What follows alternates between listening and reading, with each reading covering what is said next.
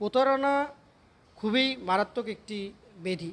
যারা প্রতারণা করে তারা তো প্রতারক। তারা মানুষের ক্ষতি করেই চলে। তো প্রতারককে আসলে সহজে ধরা যায় না। একজন ভালো মানুষের বেশে কিন্তু প্রতারকরা থাকে।